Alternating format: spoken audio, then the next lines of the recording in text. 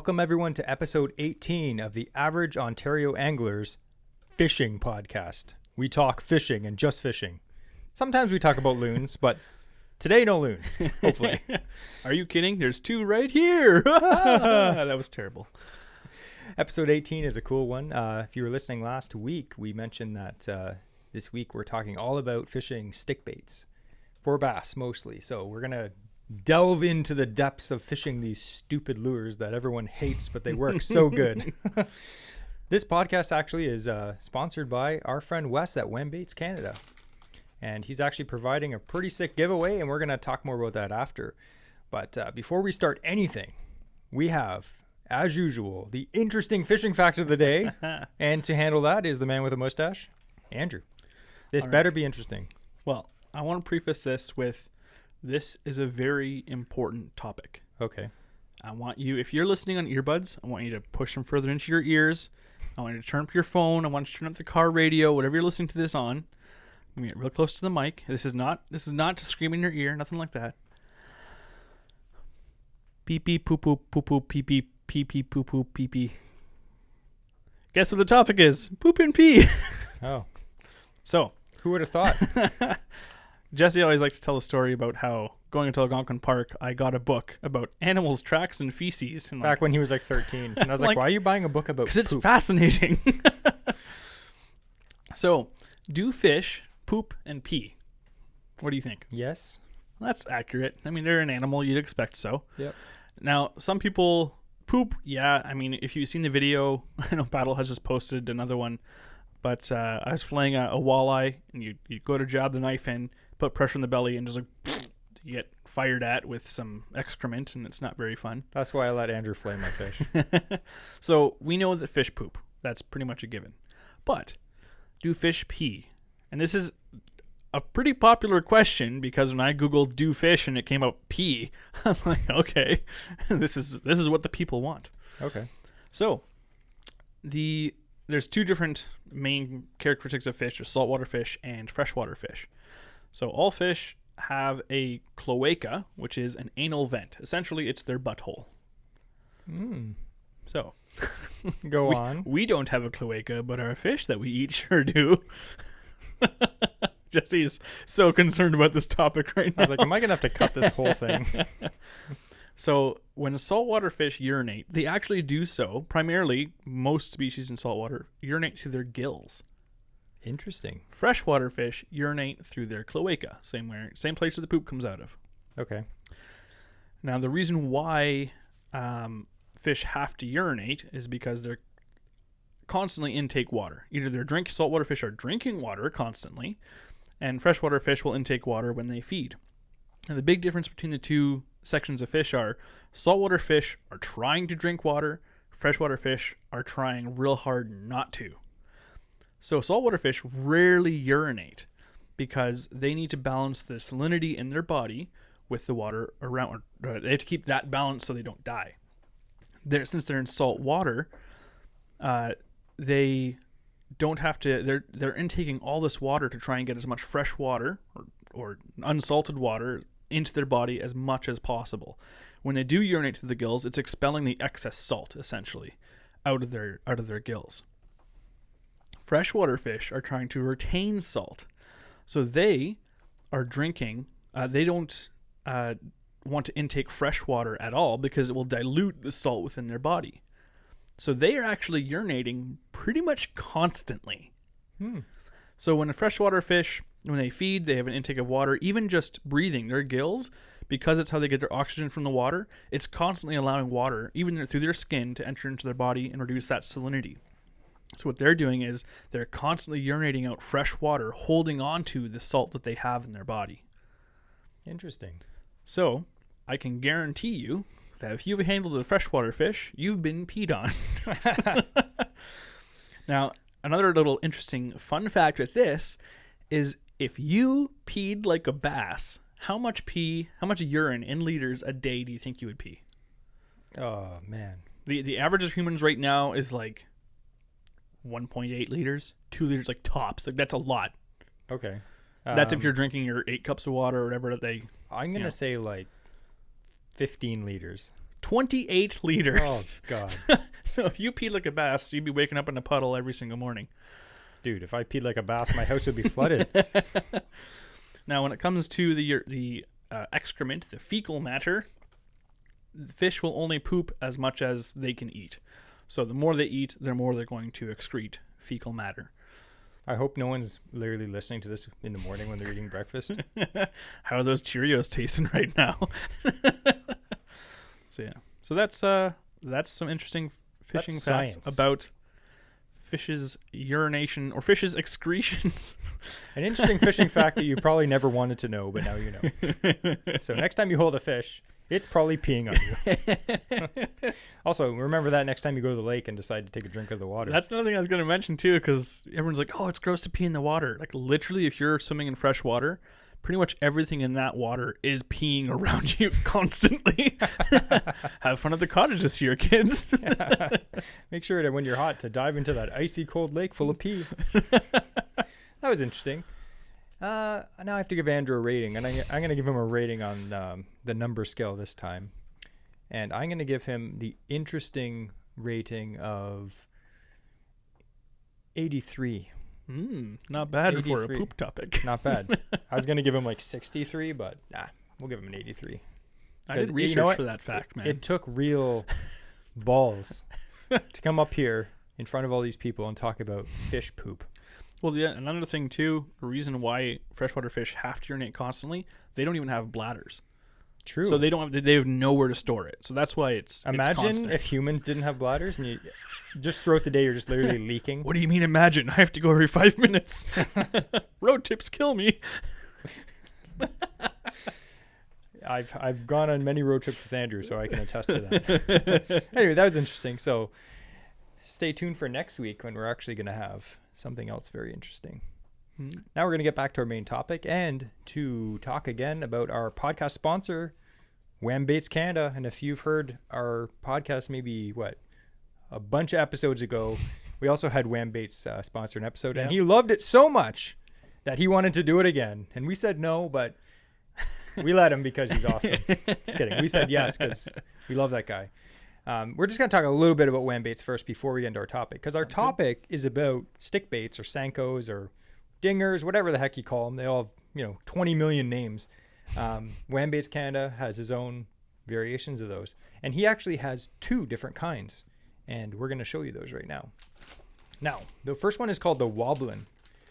And I'm going to describe it to you if you're listening to this on a podcast streaming service. It's basically a stickbait, but there's like a bulge in the middle. Yeah. Right in the middle, exactly in the center. So if you are going to hook it, you're going to hook it right through that area. And they have a really crazy wobble on the way down. They're called Wobblins. Obviously, they wobble on the way down. But they're actually, and we talked about this on the last episode about Wobblins. They actually have a little bit of stretch to them. Like the plastic, it's not like... It's tougher. Yeah, it's tougher. It's a little bit more dense. It's still soft, but it has some stretch to it. And I don't know if you've ever fished stickbaits before. Sometimes if you get a bad one, you hook them and you might just cast it and it just rips off the hook. Or you hook one fish on it and the fish shakes his head and the thing flies out of the hook. So these ones have a little bit more durability to them and you definitely catch more fish on each bait. So it's definitely worth it. The other thing too with these is they actually have a taper. So they're widest on their ends and the middle. But the rest of up approaching the middle, it actually tapers down. So when you have that kind of hinge point in the middle when it's hooked, it doesn't have a lot of rubber. It has a lot of movement because it's such a thinner diameter plastic. It definitely helps it wobble as opposed to a lot more than a typical stickbait. Yeah. And it's a mold that I've actually never seen before. Yeah. Everyone has the typical 5-inch Senko mold that, everyone has, and everyone has it because it works. Yep. And everyone has different colors and ways and different densities of plastic and salt content and all that stuff. So literally all different brands are different. So they're not all exactly the same. We're going to get more into that. And when we say that everyone has the mold for that one, like Wobblin, like he has a really cool one here. And he also has the typical 5-inch because Senko it mold. works. It works. And one thing that I will say, and I'm not even just saying this because we like Wes. Wes has some really cool colors. Actually, he 100%. came by the shop the other day to drop off some of these baits that we could look at that we're actually going to ship out to a lucky winner. And that color right there that you have in your hand, what's it called? So this is called green pumpkin purple. Okay, so if you've listened to this podcast for any amount of time, you'll know that my favorite color for fishing is green pumpkin. Yeah. And whenever we bring up purple, we say is classic. Like that was for Jesse and I. When we first started our bass fishing, the first color worm we ever bought was purple because we read the books about purple being the bass color. In the olden days, right? Yeah. But this color is green pumpkin, but it has like a purple sheen to it. Iridescence. Yeah. Yeah. It, like, you know when you look at a worm and it has kind of that like a sheen, shine. Like after you dunk it out, like they rub the dirt off or whatever, and it has this weird like shine on a nice healthy worm. That's what you get with these. Like it has that really bright iridescent purple on top. Yeah, and we talked for a few minutes and I kept looking at that bait and I put it down, and then like 2 minutes later I pick it up. I was like, man, this color looks amazing. And he's like, man, I've had so many people tell me that they love it. Like he posted a few things on Instagram, and if you don't follow him on Instagram, it's going to be a link to his Instagram in the show notes below, so definitely check him out. But it's a fantastic color, and now I'm kicking myself because I ordered some stuff before and I didn't ask for that color because he didn't have it yet. Now I have to order more stuff. So another cool thing too is like when you look at it, we talked before about like transitioning colors, right? Color shift baits. Yep. So Wes has some of those as well. This I would also consider a color shifting bait. Yeah, look it up. Because when you look at it here, when you're looking down onto it, it's a well-lit area, you're seeing a lot of that purple. You're seeing the purple fleck in it. You're seeing the iridescent purple on it. You lift it up, and it just goes like pure like green pumpkin. Yeah, like it's very cool. It's really neat. Like you kind of miss that purple, which means that as it's falling down, when the fish, depending on where in that water column it's falling, it's looking different to that fish. Exactly, and it's something that maybe in pressure water the fish just haven't seen before. Yeah. Because Sankos or stickbaits, they're great. They catch fish everywhere, but sometimes the fish get used to seeing them all the time in very public water. So anyway, we're going to talk a little bit more about his baits and the giveaway coming up. But we're just really excited, and he's giving away 7 bags of plastics, and they're all really cool colors. I'm kind of mad because like I get some of these giveaways to give away, and I'm like, would they know if I stole some of it? And so far, you haven't known. And I'm just kidding. We haven't stolen any of it. But anyway, we're going to get into this. So this episode 18 is about slinging stick baits. Say that 20 times fast. Do you want me to? No, don't. It's impossible. I already tried. So the origins of the stick bait. Now, if you've listened to this podcast before, you know that me and Andrew love old fishing books. And if you look into any old fishing book from like the 70s, the 80s, you'll notice that stick baits weren't a thing. They weren't invented yet. No. They weren't, but now it's a staple. So this is a little bit about the history of the stick bait. So you probably heard the name Yamamoto. They're the ones that came out with the original. Like it's called the Sanko or the Cinco or however you pronounce it. And Gary Yamamoto designed this iconic bait in 1996. So you and I were born. Yeah. A fair bit of time ago. So what did he use for the mold? So like you have to think.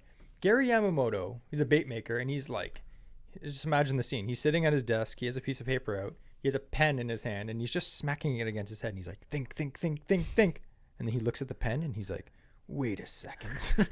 And he looks, it's a ballpoint pen. He puts it down on the paper, traces it, and he's like, it's gold. How did he trace the pen when he had the pen on the paper? He had 2 pens.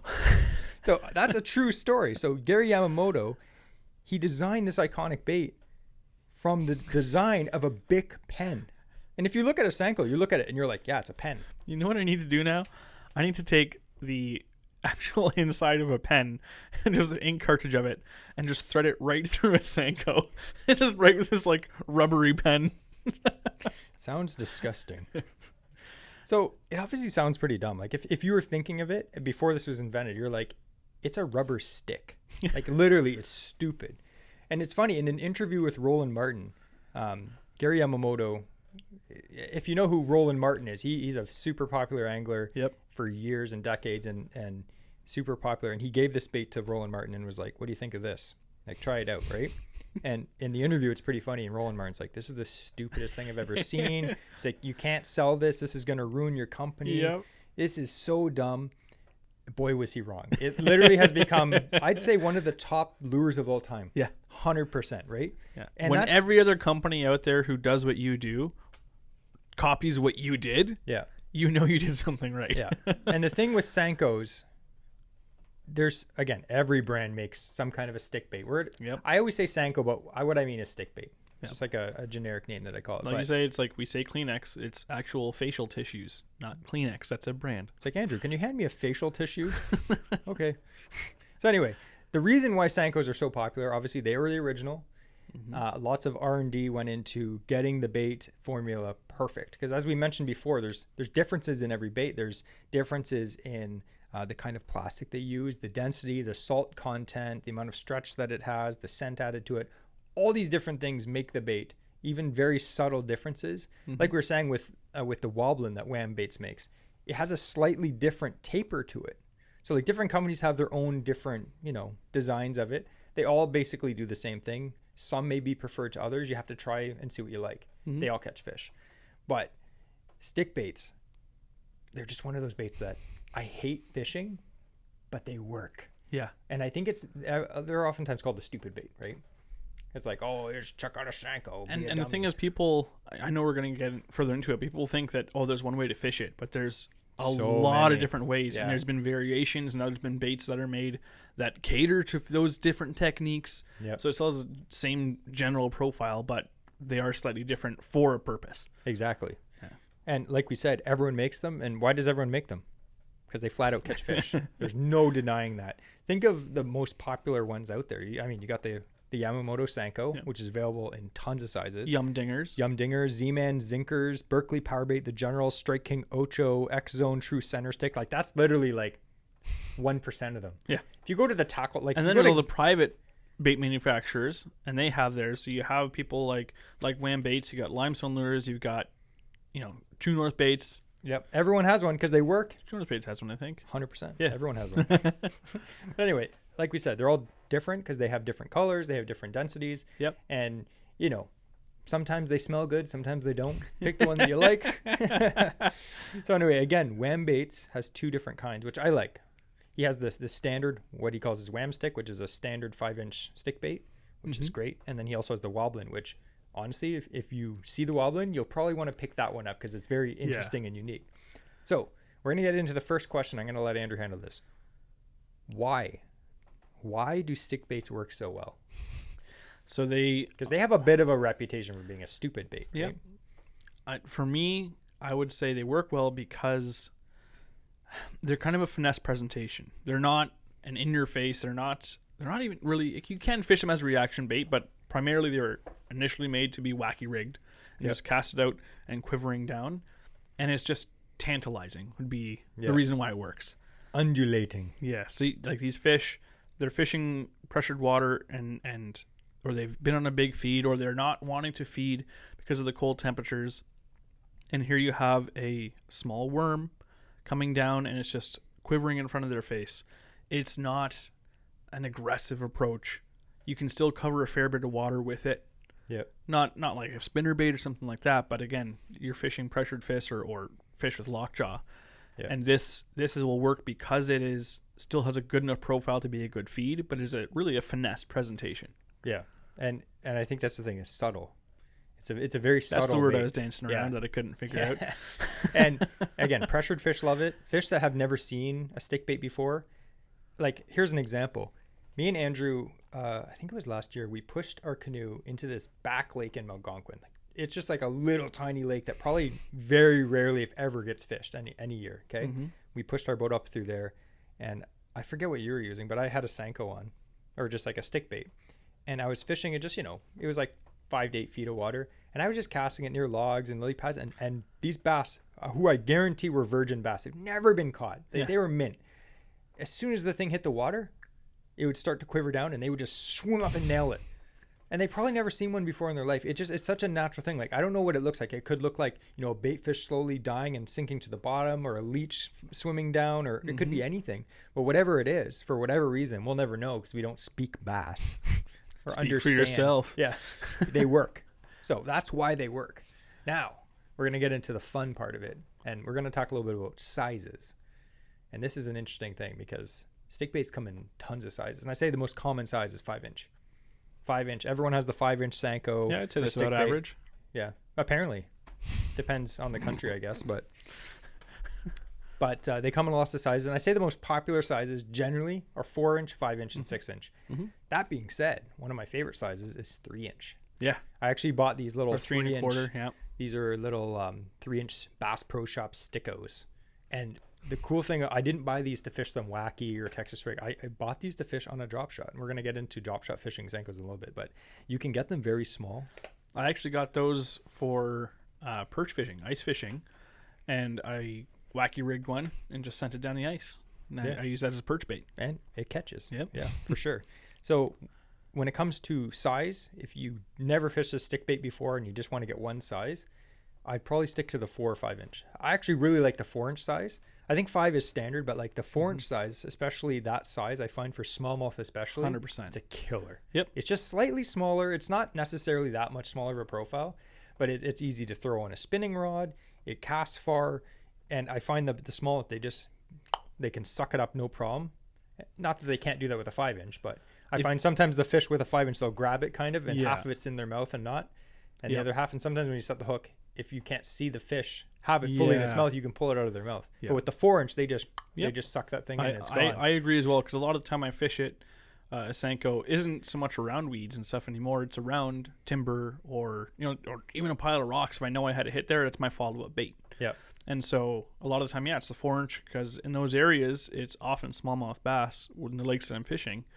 And if I'm targeting largemouth, I will generally go with the 5 or even a 6-inch. But if I'm fishing just general, I want to have one in the boat as a follow-up bait, 4-inch is perfect for me. Yeah, I agree. One reason that you might want to go with a 5 or a 6 as opposed to a 4 is if you're using bait casting equipment. A 5-inch Senko, with the amount of salt content or weight or density to it, you can actually pitch it pretty far. Still unweighted. You can pitch that thing like a 1/2-ounce jig. Yeah. They cast far. And even a 6-inch, like that's a little bit bigger, but if you're fishing for bigger fish, that thing, and they start to get thicker too. Yeah. The longer you can they get, whip that far and it slowly sinks to the bottom. Like you don't have to worry about it being heavy and just shooting to the bottom. So those are really the sizes. Again, 4-inch, 5-inch generally is what I use. I have used the 6-inch ones. I mean, I'm not a fan. I'll just rather have a 5-inch. I probably have like 20, 25, 30 bags of 5-inch stick baits of different brands. It's a disease. We were fishing a lake. One of the first times I ever used Senkos. Well, I guess they were yum dingers actually. But again, I'm calling them Senkos again. The first time I used a stick bait. Yeah. We were fishing with a friend. The 3 of us went camping on a lake, and we were catching largemouth bass like left and right. We were having like a really good couple days fishing there. Oh, I remember that. Yeah.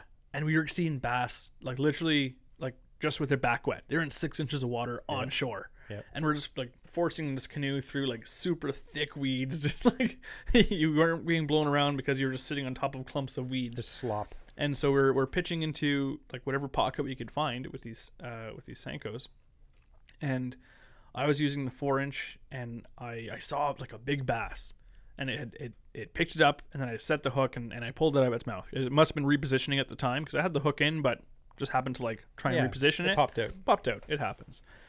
And then I went again, wasn't touching it. And then Jesse cast out. He had a 5-inch or a 6-inch white Senko.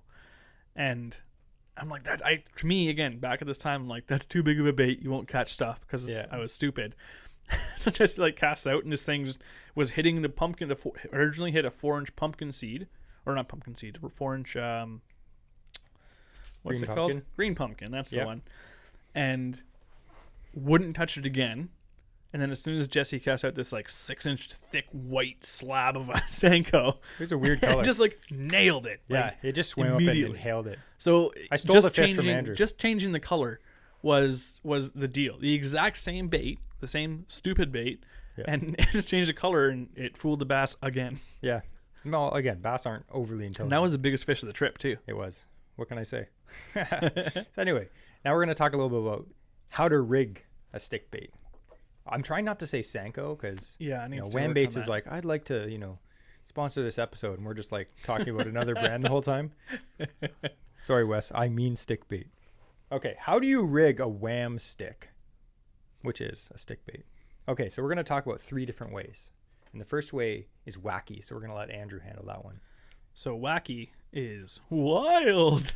It's probably the most popular way to rig a stick bait. So you just take the middle of the stick bait, you find center of it, and you just put a hook through dead center of it. The most simple way is a hook through the center of that stick bait. Yep. Exactly perpendicular to the bait itself. And then when you cast out, the hook is fully exposed and it just is quivering down. Yeah, both sides are just... Yeah.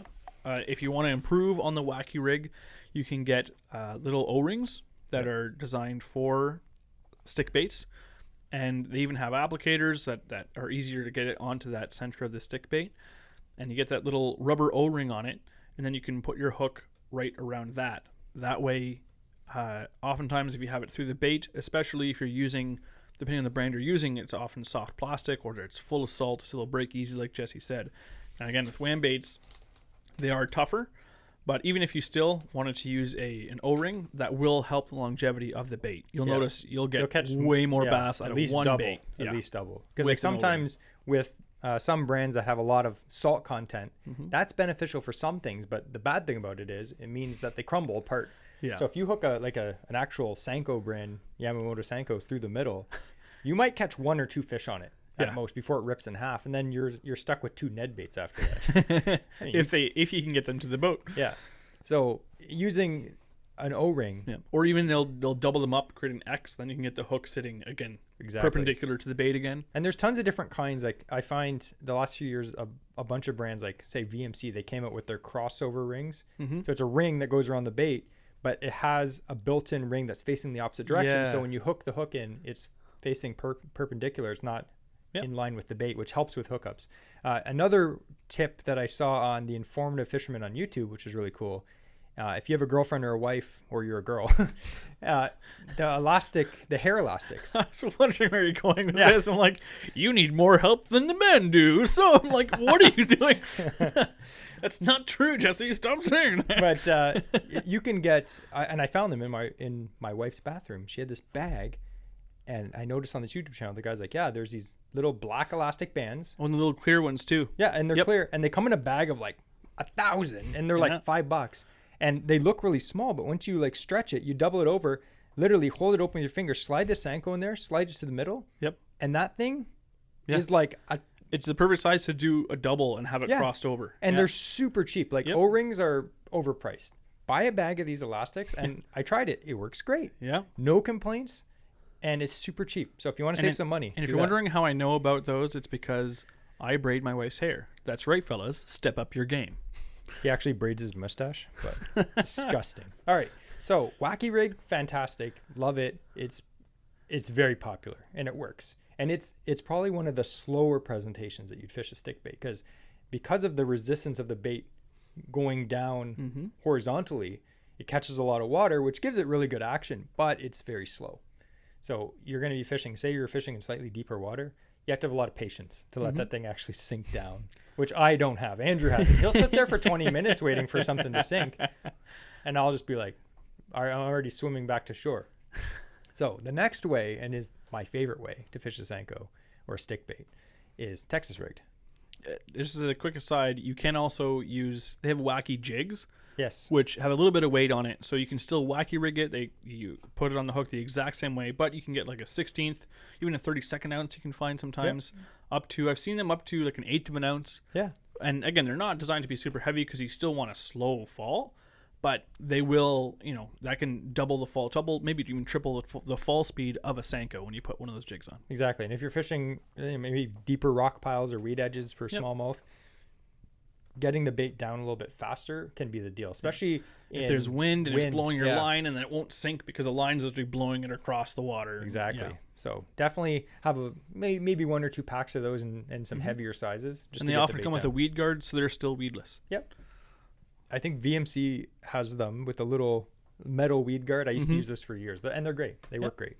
The next thing that we were mentioning is the Texas rig. Yes. And we'll kind of go 2 ways. Weightless and Texas rigged with a weight. So weightless, I think a lot of people think, stick baits don't have any action if you Texas rig them. It's only Wacky rig. That is false. Like, these people have never Texas rigged a Senko and chucked it out and watched it sink. It doesn't have the same action.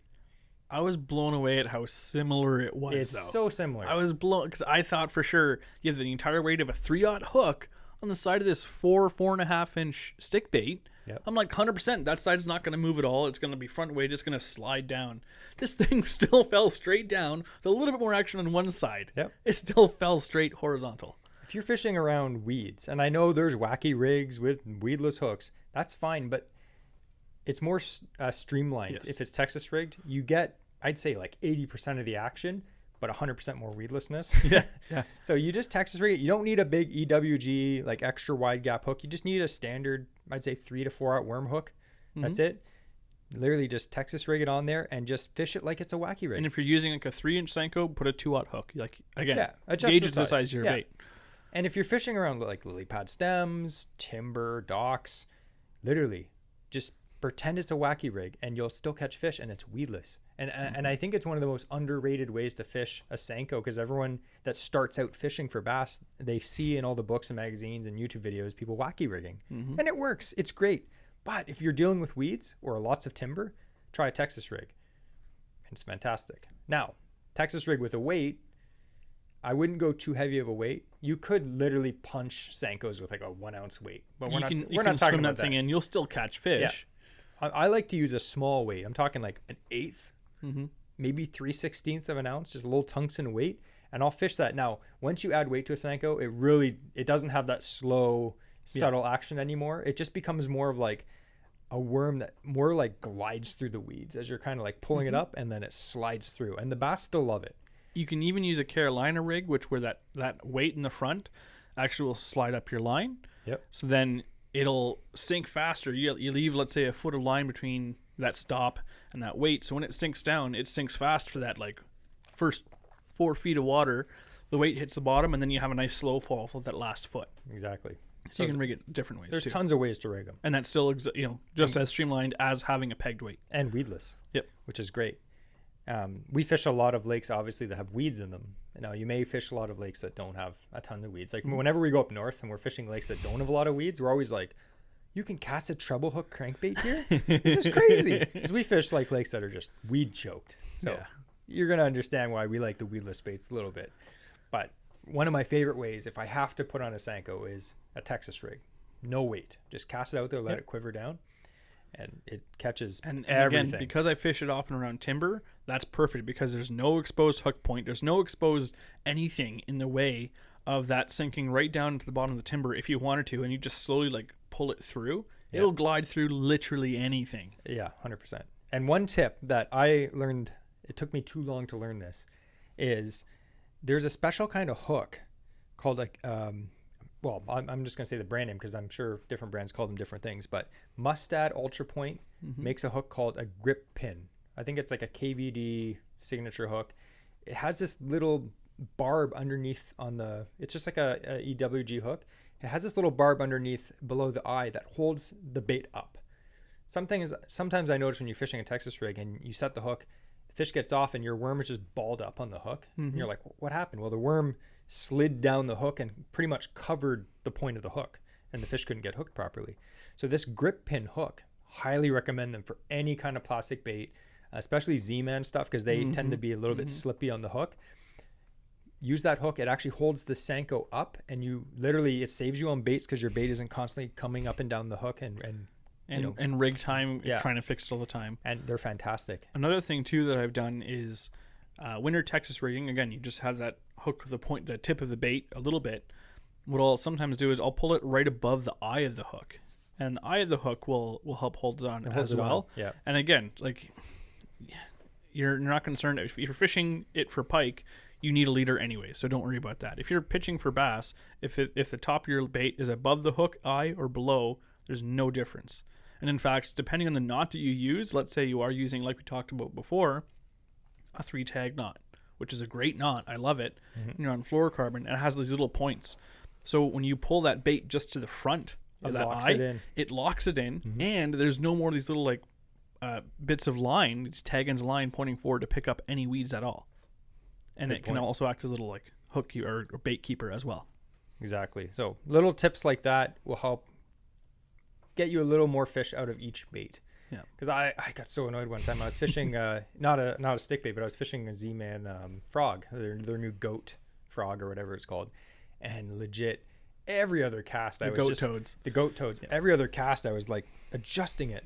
And then I looked it up online. I was like, what kind of hook? Like there has to be some kind of a solution. And I noticed there was like some like little tab thing. You can press a tab of plastic onto your hook and it holds the bait up. I'm like, I don't want to buy some stupid tab thing. I just want a hook. So I found these grip pin hooks. Those little tabs, great. by the way. Yeah. If you have a 3-hole punch at your office or at home, and you have just a thin piece of plastic, like a what you'd find on the Do-A-Tang cover or something like that. Yeah. Just 3-hole punch a bunch of those, and those little round 3-hole punches that come out. Use those. I'll have to try that. Andrew's like, time to go to Staples and buy a I'm 3-hole like, punch. you know me, I'm all about budget. Go buy a $200 office tool. And All right, the next way that I like to fish stick baits is the Neko Rig. And if you're like, it's pronounced Neko Rig, I'm sorry, my friend. It's a Japanese technique, and the Japanese people, they pronounce it Neko. So I'm going to call it that because that's the actual way. I'll fight anyone on that. Just like I did with the walleye versus pickerel. But the Neko Rig, or the Neko Rig, however you want to call it, it's basically the same setup as a Wacky rig, similar. Now, with a Wacky rig, you typically hook it right in the dead center in the middle. On the Neko Rig, it's slightly lower. It's lower towards the bottom.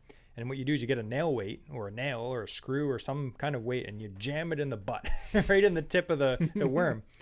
Now, what that does is it creates a worm that, unlike a Wacky rig, which undulates down horizontally, the Neko Rig goes straight down to the bottom. yeah. And unlike a Texas rig, it doesn't go head first, it comes tail first. Yeah. So it goes straight to the bottom.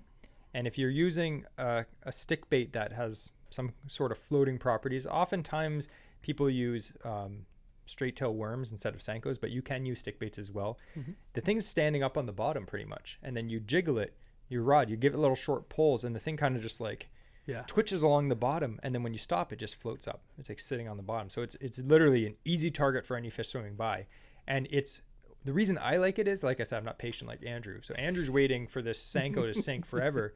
With a Neko Rig, it literally is just streamlined straight down to the bottom. Now, it's not a lot of weight that you jam inside the thing. It's only like a 1/16 of an ounce or sometimes even less. But it gets down to the bottom right away. And oftentimes the fish just come up as it's sinking. They just suck it in right away. But if they don't hit it at that point, when it hits the bottom, as you're hopping along the bottom, the fish will come up and just eat it. And it's a technique that, it's not a new technique. It's been out for probably a decade or so, but it's a technique that I just started fishing last year, and it did really well for me. And I think it's just slightly different than what most people fish. So it might be, that's why it's effective. The other thing too, with it being weighted on the bottom, would it not also kind of glide back when you cast out? It might. I know it's going to sink primarily vertically, but if you have a weight in the front of the worm, it's going to slide back towards where you cast it from. If it's in the back, it might slide back, which would be really good for fishing shoreline structure too. Yeah, I'm not sure. We'll have to test that out. Yeah, I always see them go straight down, but yeah, we'll see. We'll have to make some kind of stick bait with like fins, so it can like go whatever way we want. or just Neko Rig a flipping bait. See how that works. True. Who knows? There's no rules in fishing. Yeah, like we said, there's no Actually, rules. there are. Make sure you read your guidelines. Yeah, don't get arrested this summer. And the last technique we're going to talk about is probably one that's the most overlooked for fishing a stick bait. It's drop shot. Now, everyone thinks drop shot, drop shot, you have to fish tiny little baits for smallmouth and clear water. No, you can literally fish drop shot anywhere, from slop to literally Great Lakes in the middle of nowhere. So, well, Jesse, that's actually called power shotting. It's the same thing, bubba shotting. But picture a drop shot. It's the same rig, heavier weight. That's exactly. That's all it is. So instead of using 6-pound test, you're using 10 or 12. And instead of using a little tiny, 3/16 ounce sinker, you're using a quarter, or maybe like a 3/8. Instead of a 1/0 finesse hook, you're using a 3/0 flipping hook. Exactly. So you can use any size. A size that I was mentioning before is I have those little 3-inch ones. That's in a more finesse technique. Imagine drop shotting, and instead of a little minnow, jiggling down there, you Wacky rig a little 3-inch stick bait, and you just are jiggling it and let it sink, and it sinks down to the bottom. Then you pull it back up, and it sinks down to the bottom. And the cool thing about drop shotting is because you have that initial fall, the fast fall of that big weight, you can fish this effective way, which is a drop shot, but in deep water. Yes. So you don't have to say you're fishing in 20 feet of water. If you want a 3-inch Senko to sink that far, you'll be waiting for like 3 hours. And that's exactly what I did for when I was ice fishing with those 3-inch Senkos for perch. I had a 2 feet between the weight in that Senko or that stick bait. So as soon as I dropped it down, it fires down to the bottom, but then all the perch are feeding in that bottom 2-foot bandwidth. So I could still jig up that bait and have it quiver down 2 feet, without that bait, without that weight moving at all. And drop shot, it's one of those techniques that it's a classic. Like, it works for so many different ways for so many different fish. And that's one way to do it with the little baits. And if you're fishing, say, a bigger bait, like a 4 or 5 inch stick bait, literally just power shot it. Use it on bait casting equipment, or, at least a medium heavy spinning rod, and just fish it around weed edges. And maybe have like a foot or 2 feet between the weight and the bottom. The cool thing with that is, say you're fishing lakes that have a lot of slime and sludge and thick, crappy weeds on the bottom, it keeps your bait above that. So if you were to chuck, say, like a Neko Rig or like a shaky head or something that literally would just go right down into the slop, and you're just jiggling your rod thinking that the bait's dancing right in the bass's face, it's 7 inches underneath some slop. The bass can't even see it. So if you have that drop shot, you have 2 feet. Your bait is going to be 2 feet above your sinker, which is now in that slop in the bottom. And your bait's going to be dancing above the bottom where the fish can see it. It's perfect. And again, to keep that fall rate, that last bit of that fall after you've casted is going to be an unweighted stick bait sinking down. Exactly. And super effective. I did very, very well last year on some of the lakes that we fished. On fishing, we were trying to find, like, anytime you find weeds that meet rocks, bingo, there's going to be bass there. Yeah, whenever you can find cover, multiple variants of cover, fish those areas. 100%. Pro tip. If you ever see any kind of transition, you want to look into that area, especially for smallmouth and largemouth. They love it. There's like rocks and then it turns to weeds. That's a good spot. If it's rocks, sand and it turns to rocks, that's a good spot. Or it's a bunch of weeds and you see, like, there's we found a spot like this. There's a bunch of weeds, super weedy lake, and then it comes into this nice big, like, rocky shoal kind of thing in the middle. No weeds growing. On the one side, there's a bit of sand. So you have rock sand transition against weeds. Over here, there's a log in the water. So you got rock, log, weed line. Like these, and those areas, you'll be fishing. The whole area is good to fish because it's all a clearing against weed line. But as soon as you fish those certain areas on it, there's always a fish in those spots. Oh, always. Yeah. We go to that spot, guaranteed we're going to catch 1 or 2 bass. And usually it's a good one. Yeah. So look for areas like that. And if you have a Wham Baits Wham stick on, you're going to catch a fish. 100%. And if you can't, try again. But if you can after that, just give up. Just kidding.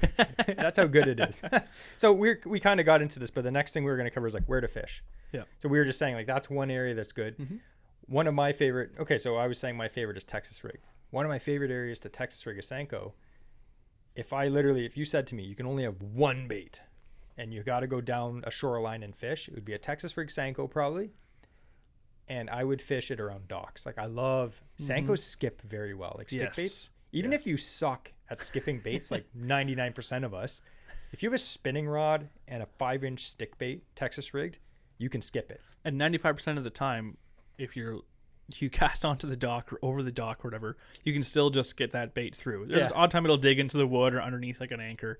And then you have to slowly drive up to the dock pretending that you're just looking. Like, these dock spiders are interesting. Don't come down here, homeowner.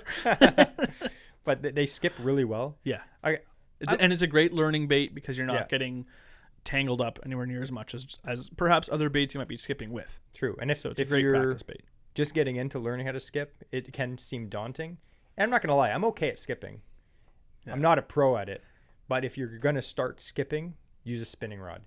Yeah. And don't even be like that kind of person who's like, spinning rods are for wussies. It is cool. It's way cooler to skip on a bait caster. It takes a lot more skill. Yeah. But I'll tell you, and Andrew will tell you this, you can pull giant fish out of underneath docks with spinning gear. 100%. He's pulled huge bass under literally like the worst docks, like a dock where he skipped a bait underneath a dock over like a rusty chain, a bunch of like dock posts full of mussels, and he'll hook a 4-pound largemouth on 10-pound test mono on a spinning rod and somehow manage to pull it out. Okay, you don't need the super heavy gear. What can I say? It's a gift. Yeah, it's the mustache. Docks though, another thing I'll let Andrew cover because he loves them. Laydowns. I've never heard it called a laydown. What's a laydown? It's fallen timber. Oh, okay. Yeah. I can't believe you've never heard that. Yeah. I should have known that from all the old books I used to read. Friends off. Nah, just kidding. So, yeah, fallen timber is fantastic. So whenever you come across, there's two types of trees generally when I'm fishing them. So one is the root bases on shore, they've fallen into the water. Yeah. That's probably the most common in this area of the world. And what I'll do is I'll start at the back of the bank. So I'll cast right to the bank, because sometimes there's not as many branches there, and they'll sit right underneath the stump, right on the bank. And then I'll start pulling it forward, and I'll maybe recast. Or what's nice is when you're on the bank, you give it a nice hop up with whatever rig you're using, Texas rig, Wacky rig, whatever. You hop it right back up to the surface. Now it's 3 feet closer to you. Let that sink. You rip it again. It's now sunk down, 6 feet. You're kind of like zigzagging it down the shoreline. You're jigging down a slope. Yeah. So you're fishing with one cast. You've now effectively covered that entire side of the tree coming down. That's a good technique. So that's one I really like. Another type of tree that you'll find is where it's an old stump. I mean, it's a flooded area, let's say. So the whole tree base is in the water. And it's kind of like a vertical log coming up, or somewhat horizontal, is kind of laying down still, but the root base is underwater and the top of the tree is coming out exposed. So again, I'll do something similar with there. I'll start at the base of the tree. I'll cast where I think it's going to be, let it sink down there, because I'll try and fish that, and I'll do the same thing. I'll try to hop it forward, and I may not let it sink all the way down to the bottom once I know the tree is 10 feet above bottom. I'm not going to let it sink all the way down. It's up to you. I'm sure there's still fish that can be there, because that shadow transfers all the way down too, which you have to remember. They're not just holding to the tree itself. It's the shadow is primarily that they really like, because it's blocking from the sun, it's hiding its cover. As long as they're in a shadow, they'll still be there.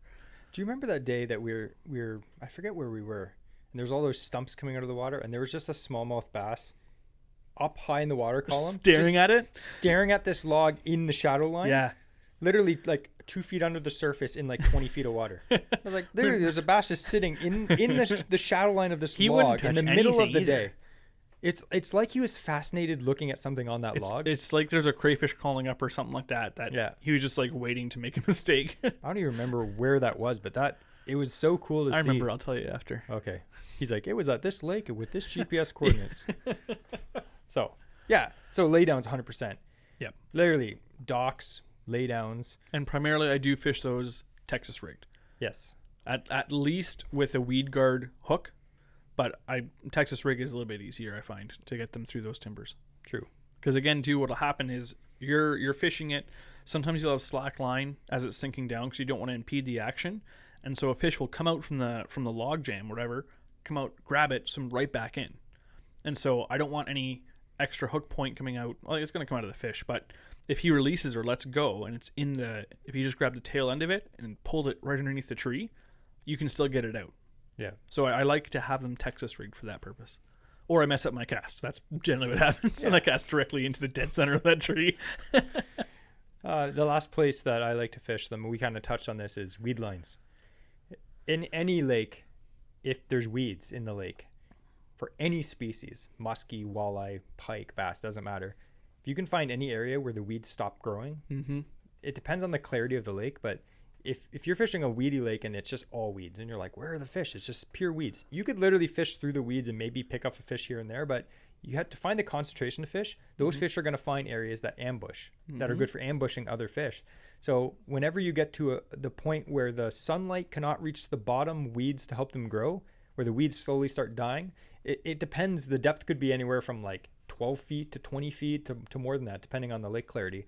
But you'll get to a point, if you have a fish finder or some kind of electronics, even a basic one, you'll see like weeds on the bottom. Then all of a sudden you'll see it start getting sparse, and then it just stops. The more distinct a weed line is, the more excited I get about it. Yeah.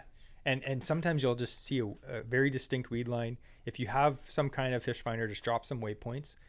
Sometimes it pays to go over an area first before you fish it and just mark it so you know where that weed line is. Or if you have Navionics or something on your phone, which is another good tool to have, you can mark it out, and then you can go back later or just wait a few minutes and go back and start fishing that area. And that is a killer way to catch fish. Yeah. And sometimes weed lines have nothing to do with the clarity. Sometimes it just has to do with the fact that maybe there's a transition there.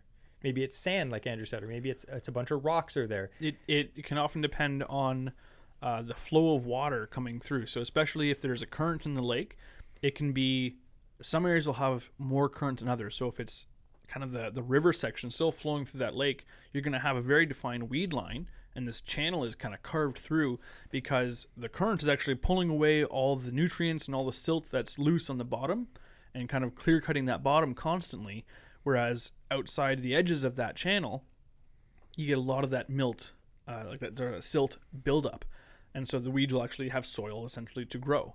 Yeah. So it could be currents as well will really keep a defined weed line.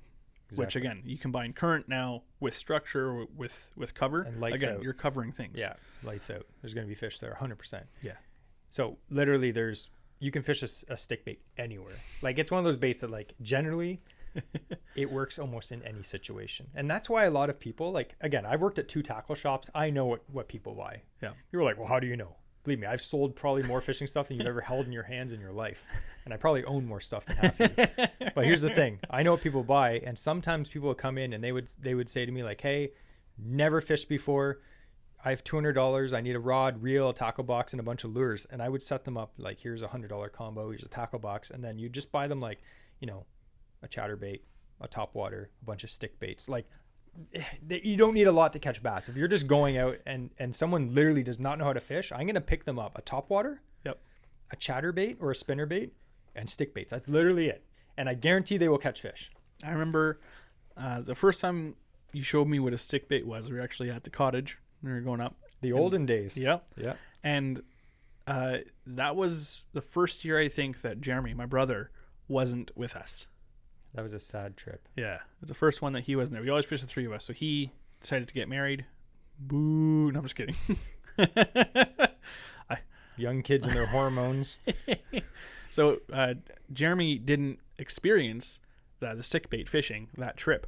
Yeah. So we were talking to him later, and it had been years now, and he still never heard of them. And I'm like, he's like, oh, I'm not catching fish.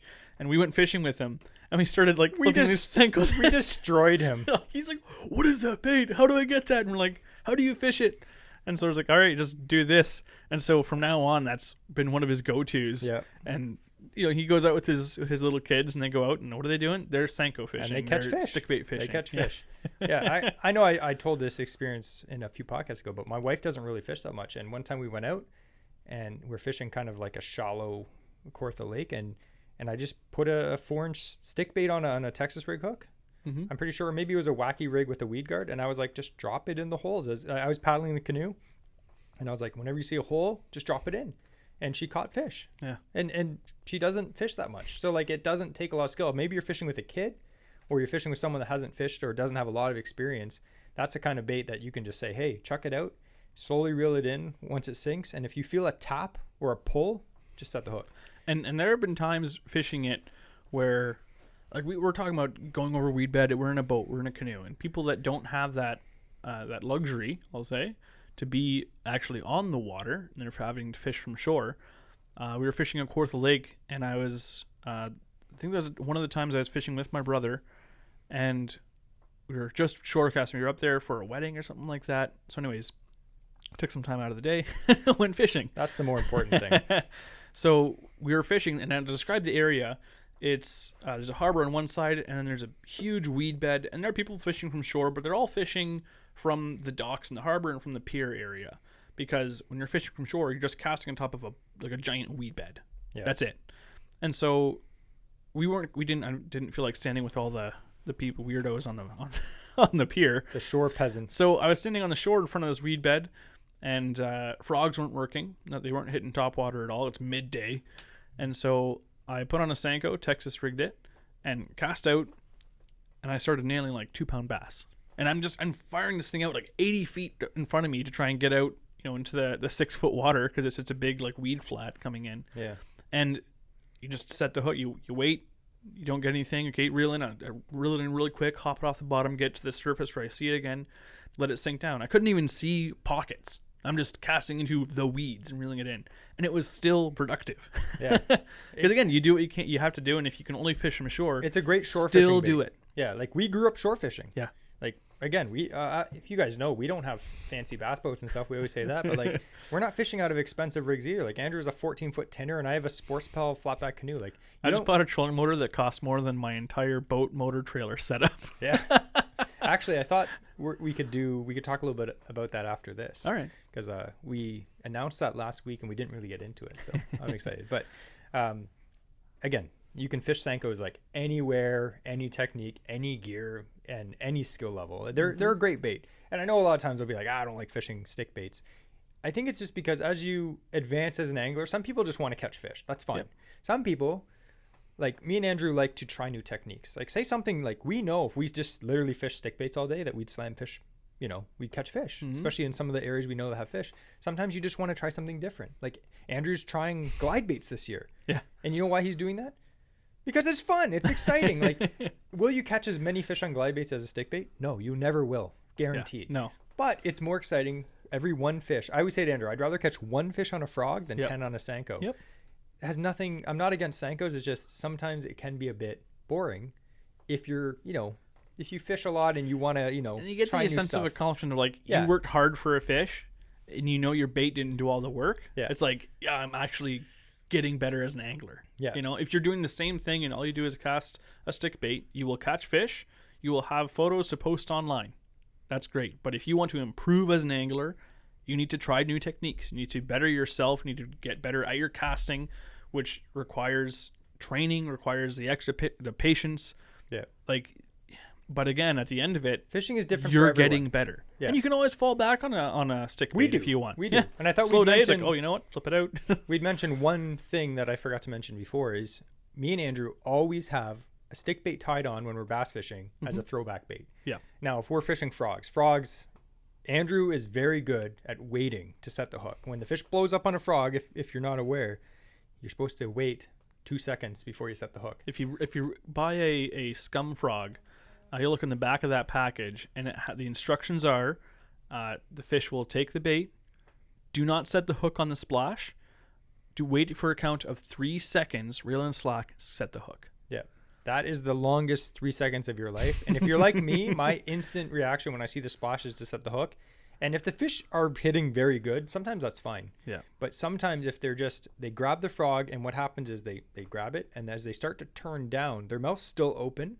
Yeah. And they don't actually have the full frog in their mouth, and you set the hook and just pull it right out of their mouth, and you lose it. I've done it too. Oh, I do it all the time. So what happens is always have a throwback bait, and a stick bait is probably the ultimate throwback bait because that's such a slow fall. So if I miss a fish on a frog, Andrew picks up the rod and chucks a stick bait right in that same spot. Yep. And I'd say like 75% of the time you catch that fish. Yeah. You have to think that fish, if they didn't get hooked, if they didn't feel the hooks, they probably just thought, oh, that was a frog or a bait fish, something struggling. And he went to attack it and missed it. And he's confused. He doesn't know what the heck's going on. And all of a sudden he looks up and there's just like a bait fish floating down in front of his face. Like, oh, there it is. They're not intelligent. They don't know, like, oh, that's not the same size. Or to illustrate it, let's say you just went to the fridge to get the leftovers that you know are there, and then you find someone ate them and you're like, oh, I missed that. But then you look over on the counter, there's a bag of chips. You're like, meh. I was going to say, those. Or a hot dog. You're like, Senko. Anyway, it's a great throwback bait. We always have one tied on. We try. Yeah. And it has been a great way to catch that extra fish. You might catch 1 or 2 extra fish just having that throwback bait. Yeah. And it's a technique that lots of guys and girls use because it's very effective. Like we said in the previous episode, they're not, when you're fishing it weightless Wacky rig, it is not the best for covering water. It is a slower presentation. So if you have already located fish, it's a great bait to pick it apart. Yep, true. Now, I thought we'd go over a little bit about equipment and just like line and stuff like that really quick. I know a lot of you guys and girls listening to this podcast, you already know, you probably already fished a Senko a million times. So you don't need any recommendations on how to fish a stick bait or what gear to use. On the other hand, there are a lot of people listening to this podcast because I get messages all the time and they ask for gear recommendations. So we're going to do them because the people have asked and they shall receive. So like we said, spinning gear, don't be afraid of it. Even if you're fishing in fairly thick cover, I would say ideally, a medium heavy would be ideal. A medium is fine, especially if you're not fishing around, thicker stuff. I'd say a medium to medium heavy spinning combo from 6.6 to 7 and a little bit. If you're skipping baits, a shorter rod's better. Like a 6.6 or 6.10 is great because it's shorter. You can actually skip your bait better. But basically, you're going to look for a rod. You can use fast action. You can use extra fast action, whatever you want. And I like to use braid to leader. So I'm going to use on my spinning rods probably a 10 or 15 pound braid. And then I'm going to put that to a 10 or 12 pound mono or fluorocarbon leader. And that for me, That's all you need. And if I'm going to use bait casting for weightless, I'm just going to use a medium heavy. You could even use a medium, but a medium heavy with 30-pound braid to a 12 to 15-pound leader. That's all you need. And then we talked about Texas rig in deeper water with, say, like a weight. Yep. You can also use a spinning rod for that. And I'd use the same rig, medium heavy, 7 to 7.3, 30-pound braid, 12 to 15-pound leader. For the Neko rig, it's the same as the Wacky rig, same setup. So like it's nothing crazy. You 100% already own a rod that'd be great for stick baits. They don't need a specific rod for them. I don't think I've ever seen like a signature series stick bait rod. It's just you don't need anything crazy. If you are someone that has a hard time feeling bites, possibly maybe you have a more budget price rod and it may be like an ugly stick, something like that that's made of fiberglass, is not as sensitive as a graphite rod. I'd highly recommend using a fluorescent colored braid. Yes. So I started using fluorescent colored braids a few years ago. I actually just put on this new braid for me. It's Daiwa J Braid Grand, something like that. But it's like fluorescent green. Yeah. And it's 10 pounds. I've got like the chartreuse one. Yeah. I love it. So I've also had good success with like the bright yellow lines. And the cool thing about that is as you're fishing a Senko or a stick bait, you can watch your line. So I obviously tie a clear leader of something like mono or fluoro, but you can watch your line and see where it is. Because sometimes what happens, and it happens with lots of different techniques like jig fishing and stuff, a fish will grab your stick bait and just, it'll just shoot to the side. And I think sometimes they do that because there's other fish around. And you know how like when you see a seagull with like a piece of food in its mouth and there's like 5 seagulls chasing it? I think it's like that with bass. So like something is falling and the fish is like, I got to get this out of here before the other bass try to attack it. So remember that trip we were on the other day and I had a fish on a jerkbait or something and there was 2 smallmouth chasing it and I actually had 2 smallmouth on my bait at the same time, but one shook off. And I was like, look, there's 2 on. Like fish are competitive, right? So when your line just shoots to the side, sometimes you don't even notice if you're not paying attention, right? Sometimes you're just looking at, that was my first jig fish. Look at that $20,000 million cottage over there. And then all of a sudden your line's 30 feet away. So if you have that fluorescent line, you can literally see your line move. And sometimes you will not feel the bite. You won't, but you'll just see your line shoot. Then you reel it's sinking in. So slow too. And they come up and it's sinking down and they just grab it. And you'll just see your line. There's no tap, nothing. And you're like, oh, it's not going down as fast anymore. So what's nice too is with the braid, because it floats, it stays on top of the water. So when you see it coming down, that's why it's more visible because it's not clear. So it's if you get the fluorescent colors, you can see it, and then it's also on top of the water, so you can see it when it starts to track somewhere. So that's why it does work. I highly recommend like a fluorescent colored line on a spinning rod, and that works good for lots of techniques like drop shot or any kind of fishing with plastic bait where you have to like watch for the bite. And again, if you put a leader on that, you can use anything, crankbaits, topwaters, doesn't matter. So that's another tip. That's what we're going to talk about with stick baits. And like I've probably caught more fish on stick baits than most plastics. I'd say like a Texas rig craw or something like that, probably just because I fish it more. But again, if you really press me, even though I'm not the biggest fan of using them, if you literally said you can only have 3 baits ever, a stick bait would be up there 100%. And I'd probably pick a Wham Baits Wobblin. They're pretty awesome, man. So let's talk about this giveaway quick. So he has donated generously 7 bags, and 2 of them are that sick color that we were talking about. The green pumpkin with the purple sheen. Green pumpkin purple. So there's the regular the stick baits, the Wham sticks, 5-inch, and there's the 5 1/4-inch Wobblin. I don't want to say 100% guarantee, but if you fish these in the areas that we kind of talked about, you'll catch fish.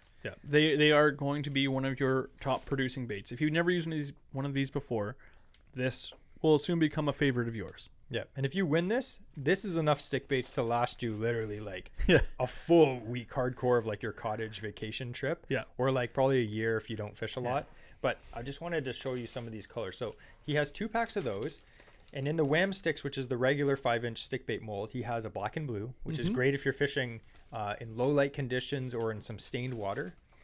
He also has this color called Twisted Oil, which is like a motor oil, which is one of those kind of like a color shift kind of colors. It's a very motor oil. It's a classic. It's a color. Classic. It's one, I think the first color shift in soft plastics. And then he actually has 2 white colors.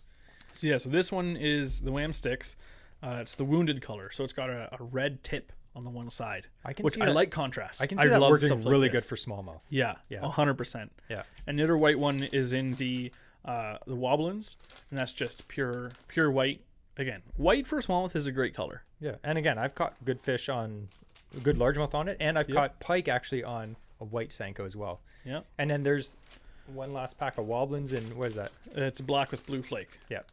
So I'm not even joking. Like, if I have to pick a bunch of colors, it's going to be a green pumpkin, which he has, something dark, which he has, and something bright, which he has. Remember I said before, dark, natural, bright. That's all you need. Yep. So you're set. It's a if you win great this. kit. Yeah. So just a little bit about Wham. I call him Wham. His name's actually Wes. He's always like, call me Wes. I'm like, no, it's Wham.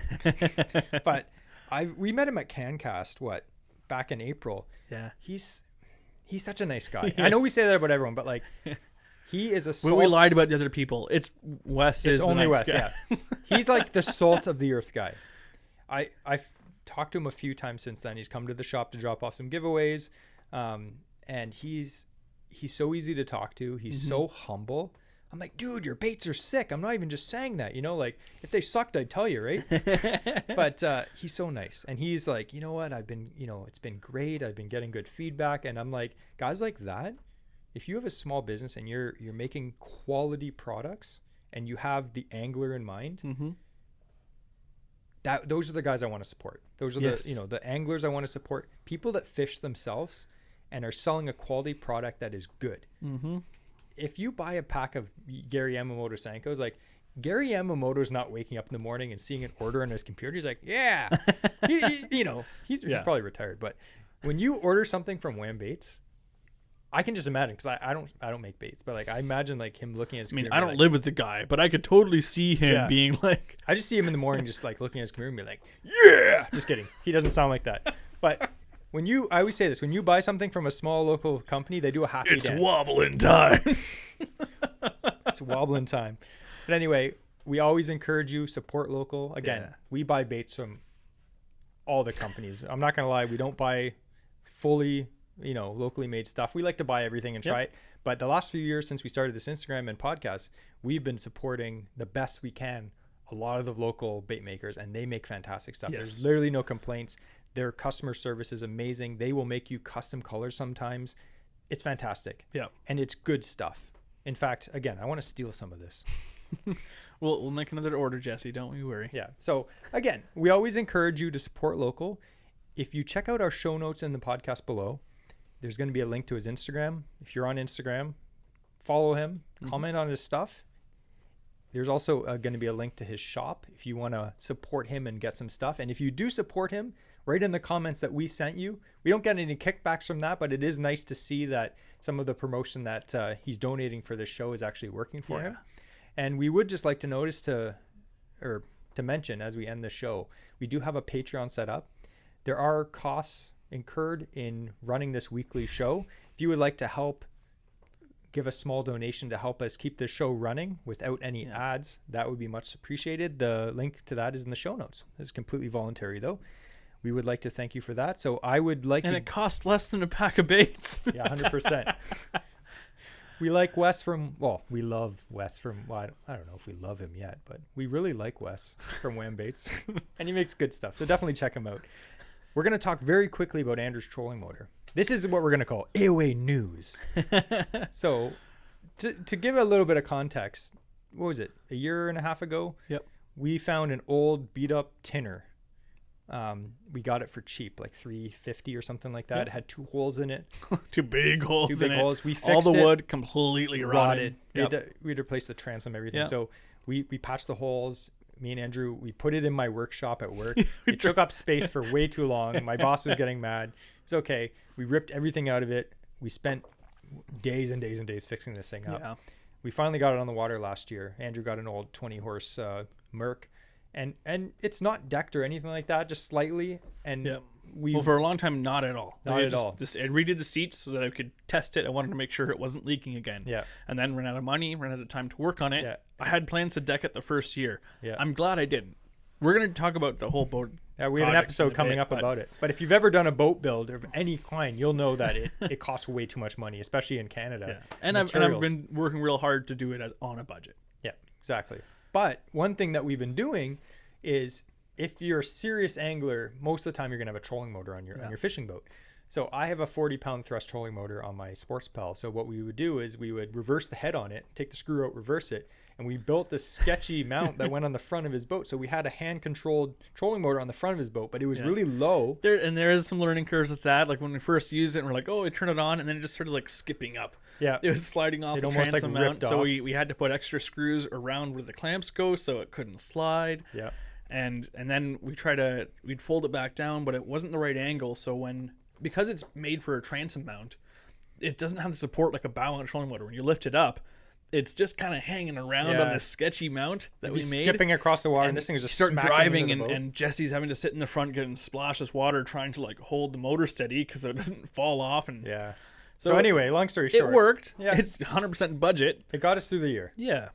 But Andrew recently bought a bow mount. Yeah. So it's I got the Minn Kota Edge. It's a 52-inch shaft, so it's, again, we'll actually reach down to the water, because that was another issue with that one too, is it barely got underneath the surface of the water. Yeah. Again, it's a transom mount. That's what it was. That's not its intended purpose. Yeah. And it also came with the wedge, the weedless wedge, which I was really excited about. Yeah. Because I originally, when I looked online, the Edge didn't come with the wedge. It came with a regular prop. But then I opened it up, and I was going to buy it. They didn't have it in stock. So I was going to buy it the same day. I'm like, I want that. Open the box. I'm like, it has it. Yeah. So I was excited. And I got a quick release mount as well, because I don't want to leave it on the boat. I've heard too many stories of them getting stolen. So it's 55-pound thrust, still 12 volt, and it has foot control. So I don't have to bend down and turn It's stuff. going to be a game changer. So I've used it once. Jesse hasn't been on the boat when I used it. Yeah. Hopefully this weekend. Yeah, so I'm hoping I can get him out and he can try it. I tell you, on a 14-foot tinner, when I first fired that thing up, I was severely disappointed, because I'm like, this thing is not going to work. I can't do this, because I'm standing, there's a bit of chop in the water, and it's a 14-foot, like essentially John boat. It's a flat bottom. And I'm trying to stand on 1 foot and then control this trolling motor with my right. And then I had it on like 3 out of 5, and then turned the motor and it just shot sideways, and I almost fell overboard. I'm like, this is terrifying. There's definitely a learning curve. But I got used to getting used to it. And again, you have to use some finesse, and you just, it's a learning curve on it. But at the end of the day, I was loving the thing. So it's fantastic. We're really looking forward to it. And again, if you like any of this kind of content, definitely check out our Instagram account. We'll put the link in the bio. We post almost every day fishing related stuff about Andrew's boat build, my Sports Pal, fishing tips and tricks, stuff like that. So definitely check that out. We'd like to thank Wes from Wham Baits again for sponsoring this episode.